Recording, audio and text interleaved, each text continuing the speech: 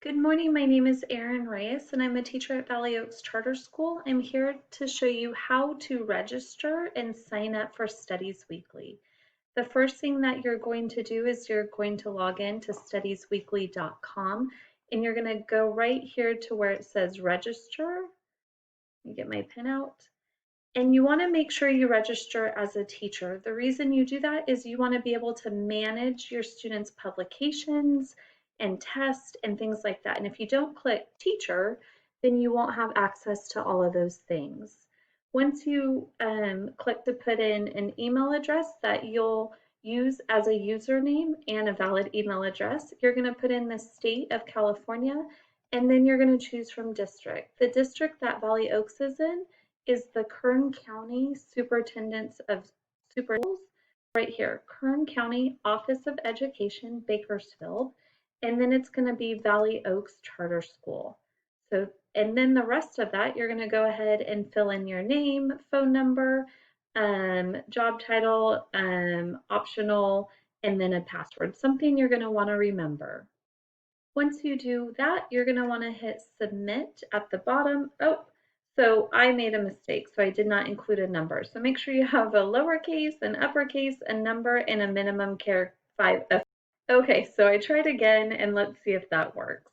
You're going to click submit, and then the next step is you're going to need to actually go to your email address and you're going to have to approve it.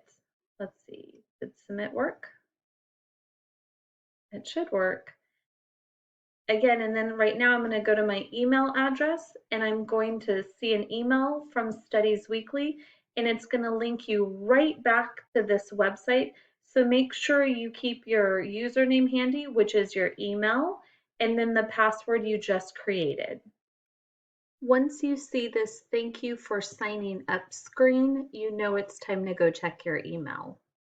Okay, so once you've signed in, it'll look like this. This is the main page if I were to click on Studies Weekly. These are what they call the publications, okay? So there's history and science, all the way from kindergarten through 6th grade, and then 6th grade has science too. And then there's 2 publications for 7th and 8th grade history.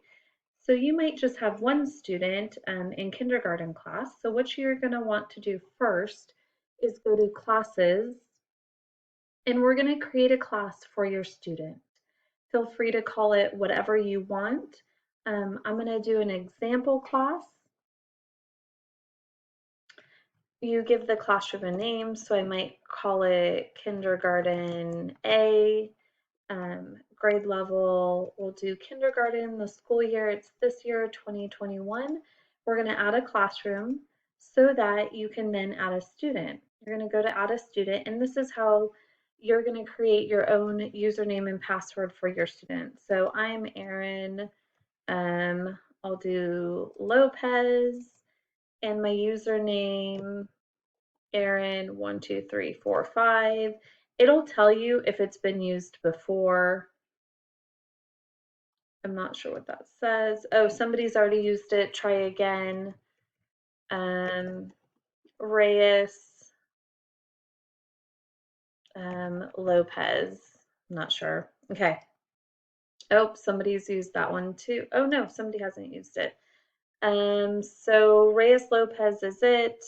And then I'm gonna go Valley, it's Valley, Valley Oaks 1. So my username is Reyes Lopez, and my password is, make sure you have a capital, some lower cases, and a number, and then you're going to add student. I'm sure I'll save it. So now I have this in here. So now you have your kindergarten student. At the moment, your kindergarten student has all the publications. So we're going to go to the publications for this up here. You guys see this? Manage publications. So if I have a kindergarten student, right now they see all of the publications, but we don't want them to see all of the publications, or I don't. It's too confusing for my kindergartner. I don't want them to go into 7th and 8th grade or really any other grade level. So I'm going to toggle these all red. which then takes away all those publications except for kindergarten, okay? So now we have managed the publications. So now I'm going to go to that publication. That's all I really needed to do for my student right there. I needed to add a classroom. I needed to create a username and password for my student. And I needed to make sure she or he had kindergarten publication. So now, because I'm the teacher, I see all of the publication right here. I'm going to click on the kindergarten publication, and I'm going to make sure and activate all of the tests. So I go in here, and do you see they're all toggled red? So it's your discrepancy as a parent. Do you want to give them one test at a time that they have access to? Or do you just want to go through the whole year and just activate all the tests? That way, when they're done reading the article, listening to the article, or a little bit of both, they can do the activities and then take the test on it. So my preferences, I like to go ahead and toggle all of them green so they're activated for the year just in case I forget that week and they read it and then it says, oh no, they can't take the test. So that's just a personal preference. Okay, so now I've toggled all of them green. My student is able to take the test all year. Right here I can see the student edition, I can see the teacher edition if I wanted to. An action right here is if you wanted to edit the test. The test will automatically grade multiple choice, some yes or no. It will not grade any short answer questions. And you'll see a few of these as they get older. But I can go in here and I can see that this is a multiple choice. I can see if they got the correct answer after they take it. This one does have some writing in it. So you see how there's no multiple choice? If I want a test to be graded and there to be no short answers, I can easily just delete that question. You can also edit the question. You can also add a question. But if you're going through and you just want them to take that test and have all those answers corrected for you and not worry about you going back and correcting those short answers, then make sure and go in and look for any of those short answer questions and just delete them. Right here is where you can add a new question if you'd like to add some question for your test. But basically, that is it. So I go back to a review. We created a username and password for your student.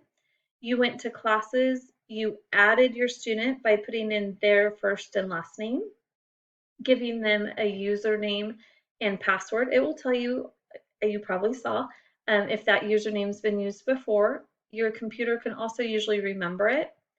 I went up to here and I managed publications. I only wanted access to that. And then I actually went to this publication tab up here and I went to and you saw me go to the history. I did not go to the science, but I would need to do that as well. You're going to go to that publication and make sure you go to activate the test. Again, that's your preference if you just want 1 week at a time or if you want to go ahead and activate it all year long. So I must have gone to the science, so this is the history, so I make sure and activate all of those.